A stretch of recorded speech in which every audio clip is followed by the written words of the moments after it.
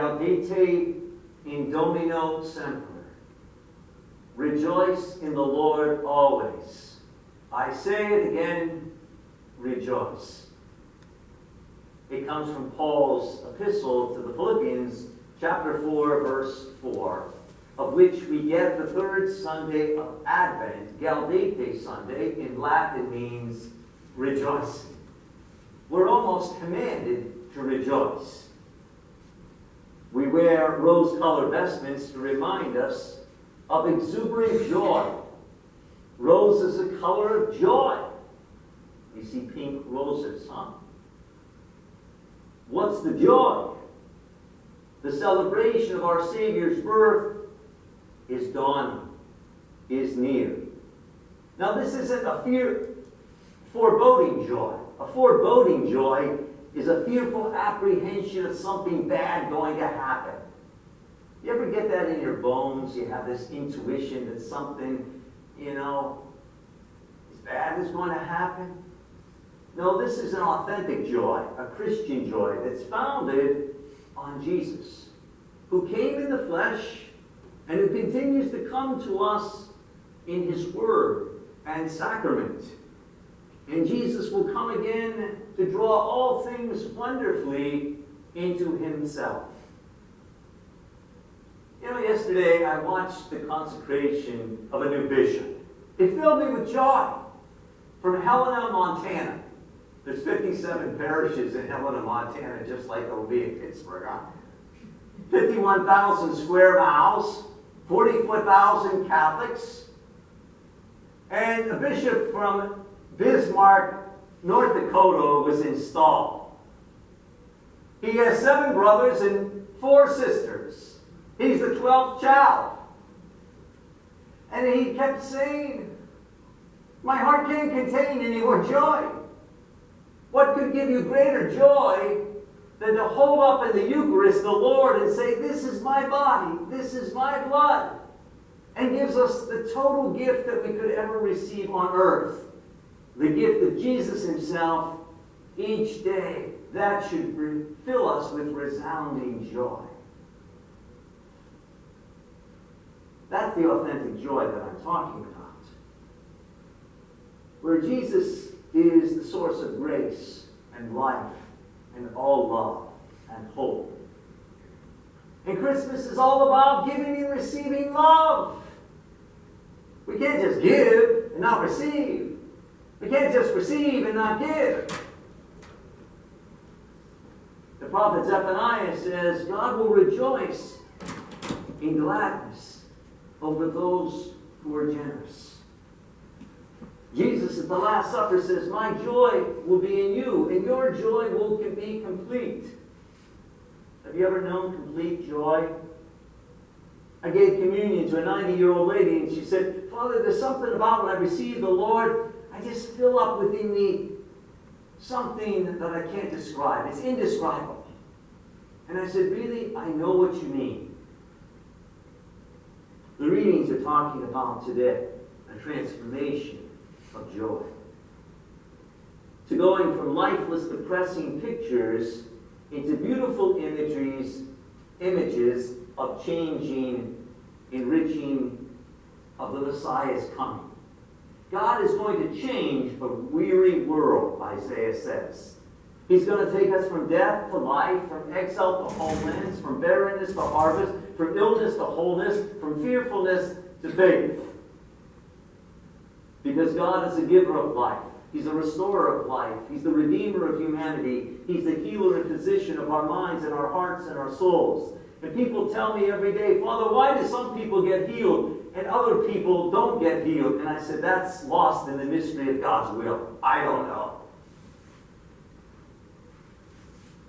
But the great vision of Jesus who loves us, who created us to a new life, He fills it with songs of joy, of restoration, of healing, of freedom, of liberation, that we walk in a new way. We all get crippled and lamed and constricted by sin. We don't walk as free children. That's what the Messiah came to bring us freedom. As Christians, like John the Baptist, we're called to reflect on how we prepare for Christ. Even in dark and difficult times. John was in prison. He was persecuted. He was just getting ready to die. And he asked the question in prison, as his public ministry is coming to an end, he asked his disciples, "Go and ask that man, are you the one? Or should we look for another?" Jesus answers by saying, "What do you hear? What do you see?" When you know Jesus, it affects you. Something happens to you. There's a transformation. The work of the Messiah is one of healing, restoration, forgiveness. If Christmas comes and goes and we don't become more forgiving and more loving, then Christmas hasn't come. And the greatest manifestation of the Messiah's coming is the blind recover their sight. Not only the physically blind, the spiritually blind. There's many more spiritually blind people than there are physically blind people. The cripples walk. We're all handicapped in some way. We all have limitations. We all have imperfections. We're all disabled. The lepers are cured. Can you cure me of cancer? Can you cure me of this malady? And the deaf hear. So many people were tone deaf to the good news. When I think of Pope Francis, I think of a prophet of joy. When he was elected, we just celebrated his 50 years of being a priest on Friday, December the 13th. This week is going to be his 83rd birthday. He's still going around the world, radiating joy. The dark places where the gospel needs to find its way. The kingdom of God breaks through in the actions of Jesus. Jesus comes through the church, which is the means and the vehicle of the kingdom of God, breaking through our world. Well, Jesus is the source of all grace and life. And we're all poor sinners. We're all messed up. And yet, the good news of salvation is that we are rich in God's favor, in God's grace. Despite the increase of sin that we see metastasized on our news every day, broadcasted from the ends of the earth, the greater message is God's patient love for erring sinners to find the way. Psalmist David in Psalm 43, I used to preach at Resurrection Church in Brookline, etched over the stone of the archway of that beautiful, magnificent church in Brookline, says, "As I climb to the altar of God, I restore the joy of my youth." Do you do that every time you come to Mass? Do you restore the joy of your youth with the eager availability to put your life more at the service of one another? Of all the holiday meals, the greatest holiday in this season, none is more simple or sublime than the table sharing in the house of the Lord at His altar. This meal challenges us and changes us to have more clarity that is born of faith, that the greatest gift we could ever receive, the greatest reality we could ever behold, is that Jesus became one of us. And we receive that in the Eucharist through faith every day. That is the source of our joy.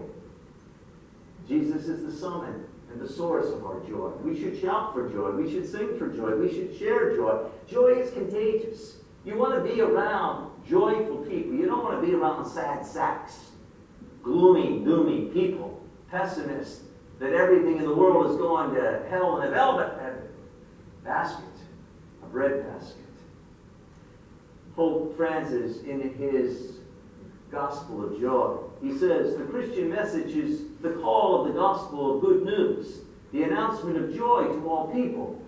The church is not a haven for sad people, but a joyful home. And those who are sad, find in her church true joy. You know, this week there was a real faithful family here. I was inspired. They were married over 65 years, 5 children. And the mom had a craniotomy. She had a brain cancer. And one day, the whole family came this week to come to Mass. And her husband says, you know, Father, the greatest medicine any of us could receive is the Eucharist. And I'm grateful for the gift of faith.